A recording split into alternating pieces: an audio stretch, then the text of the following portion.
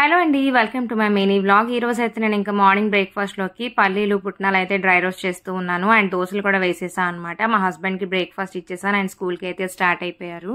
ఇంకా lunch box లేదు కాబట్టి ఓన్లీ బ్రేక్ఫాస్ట్ తీసుకుని వెళ్ళిపోతున్నారు. ఎర్లీగా వెళ్తారు కాబట్టి ఆ టైంకి బ్రేక్ఫాస్ట్ తినలేక ఇంకా స్కూల్కి వెళ్ళాక తిందాం అన్నట్టుగా ప్యాక్ చేసుకుని తీసుకెళ్తున్నారు.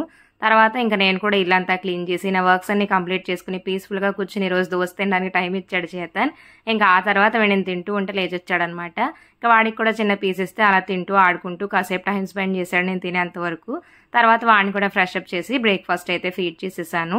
తర్వాత వీడికి ఎన్సైక్లోపీడియా బుక్ అయితే దొరికిందనమాట. ఇది చాలా రోజుల నుంచి వీడికి కనిపించకుండా దాస్తున్నా.